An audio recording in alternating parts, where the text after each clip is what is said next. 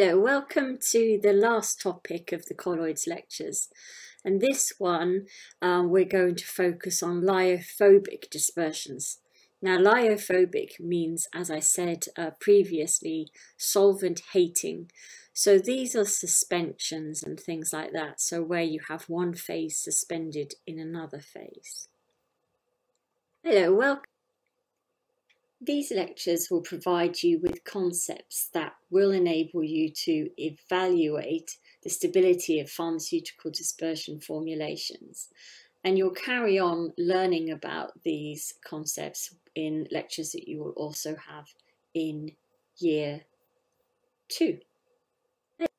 In the next 3 lectures, we will introduce types of dispersed systems, and we're going to look at concepts that impact on the stability of those dispersed systems. So electric double layer, DLVO theory, Schultz-Hardy rule, and also look at pharmaceutical suspensions. And these suspensions are known as coarse suspensions, and I'll explain to you what that means. As we get to the end of the 3rd lecture, I'm also going to briefly discuss emulsion formulations with you, but I'm not going to spend too long on that topic. So just a reminder, a colloidal system is a system where the dispersed phase has dimensions between 1 and 1,000 nanometers. So these systems, this could be large molecules dissolved in an aqueous environment, or it could be particles dispersed in an aqueous environment, for example. And so the properties of that system will differ from a system where you might have very small molecularly dispersed solution, or it will differ from a system where you have less surface area and much larger particles as a big bulk state. And that's because of the high surface area within this colloidal system.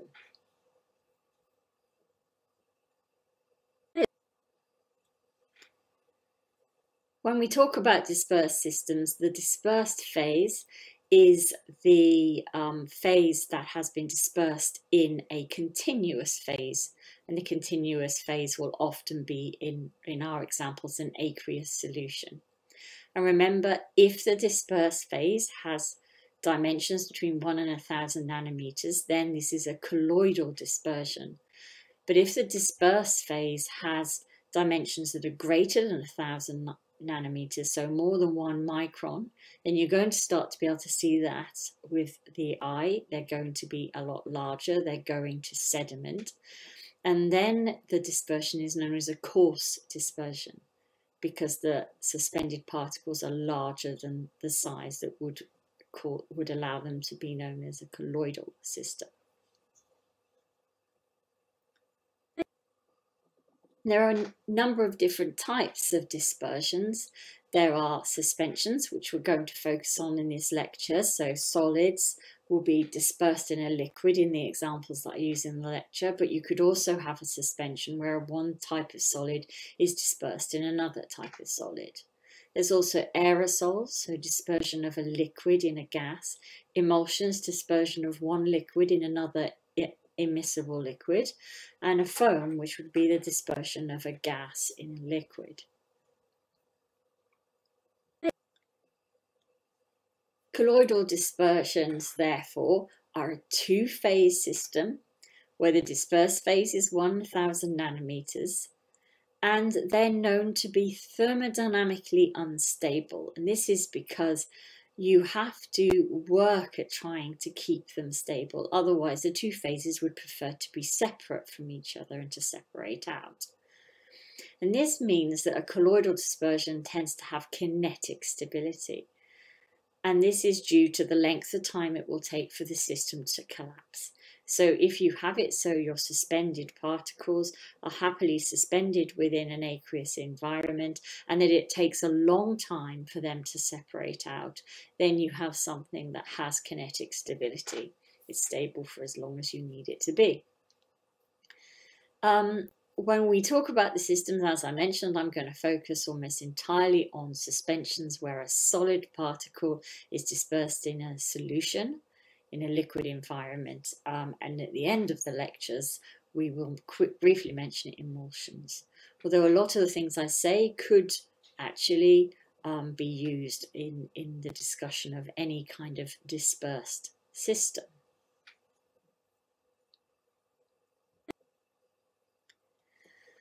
First of all, let's start at the beginning. So we need to think about how we would get our dispersed system. So I'm just going to very briefly go through these concepts. They're not the major component of the lectures, but let's think about how you're going to have that dispersed system. You're going to need particles that will be of an appropriate size in order to be able to get them to disperse in another environment where they don't really want to mix. So you need the particles to be quite small.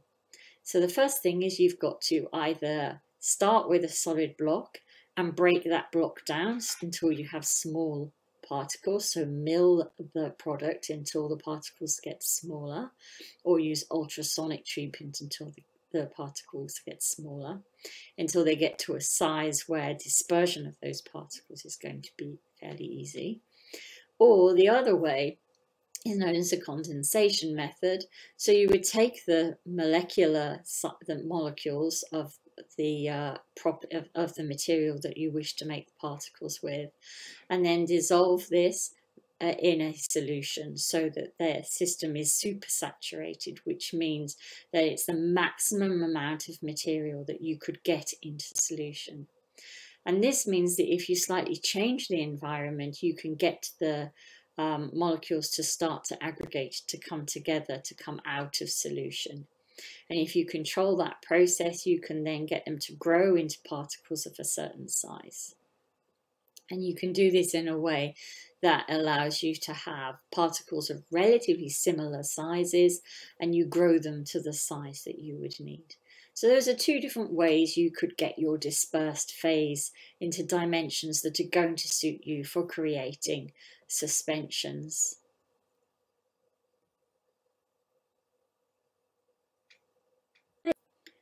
We'll need to measure the size of the particles in our sample, and the size of the particles won't all be the same. There'll be a range of different sizes. And the distribution of sizes can be calculated by measuring the dimensions of the particle in the sample using different methods.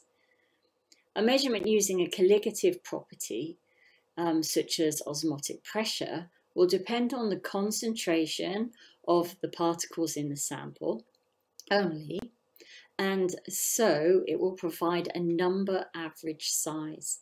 So for example, that would give you the total weight of the particles divided by the total number of particles.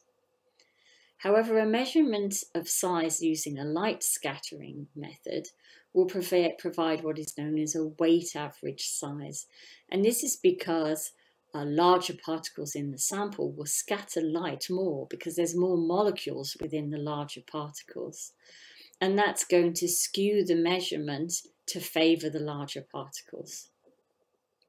And this means that the weight averaged measurement will always be higher than the number average measurement unless the particles in the sample are all the same size. So if there's a range of sizes of particles, you'll always see the weight average measurement being higher than the number averaged measurement. And this means we can measure polydispersity. If we look at the weight average measurement divided by the number average measurements, that number will be above 1. And if it's very much above 1, we know our sample is very polydispersed. I mean, there's lots of different particle sizes, a huge range of particle sizes within the suspension. And if MW over MN is closer to 1, it means we have less polydispersity and the range of sizes of particles within our samples is less wide. And of course, if it equals 1, then the system is monodisperse, and that would be unrealistic. We wouldn't really ever get all the way to 1, but it would mean that the sample, all the particles in the samples would be the same size, because that would be the only way to have the number average and the weight average measurement equaling each other. So this allows us to know what the spread of sizes is within our sample. And so we know that we can define the size of the particles that are in our suspension.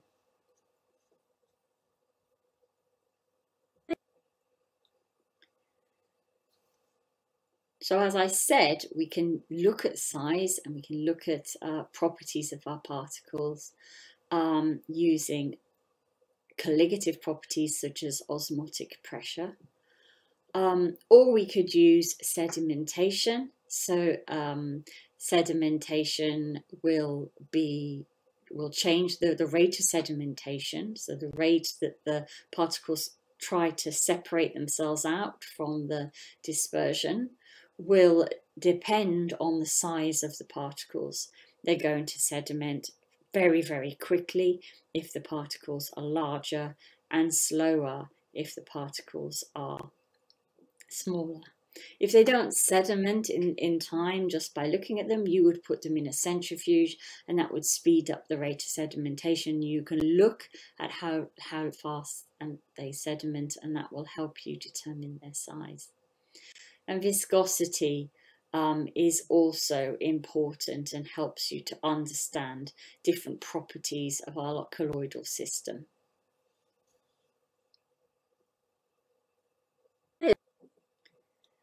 And as I mentioned, optical properties. So we've already talked about the Tyndall effect and how a colloidal system, any colloidal system, will scatter light. Or we can use this property of scattering light and how they scatter light to tell us about the size and the shape of the particles using different light scattering measurements.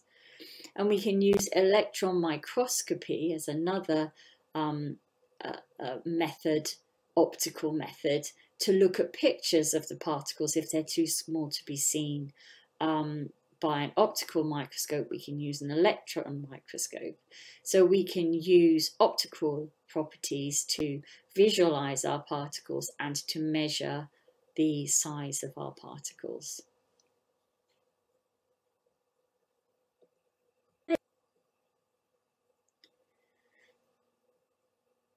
When we have our dispersion, we need to understand what about the dispersion allows the dispersed phase to stay mixed and stay dispersed within the continuous phase. And one of the important properties is what is going on the surface of the particles. So the surface charge of the particles plays a large role in determining how stable our dispersion is. When I say how stable our dispersion is, I mean that it's happy to stay dispersed rather than wanting to separate out from the continuous phase. In other words, the kinetic stability is good. So if we want our kinetic stability to be good, we need to understand what different properties of our dispersed phase and of the system as a whole are going to help maintain stability of our suspension, so keep the dispersed phase dispersed. So let's look at surface charge. If you have a surface charge on your particle, then that will mean that ions within the solution of the continuous phase are going to come near to the surface. Opposite charged ions are going to come to the surface, and this is because they're going to want to cancel out the charge. They're going to be attracted to the opposite charge on the surface of the particle. So that means that ions of opposite charge, which we call counterions, will be attracted to the particle surface, and ions of like charge, which we call coions, will be repelled. And this means that something known as an electric double layer is formed on the surface, near the surface of the particle. Now, what is the distribution of counter and coions around the particle? That's the first thing that we need to think about here.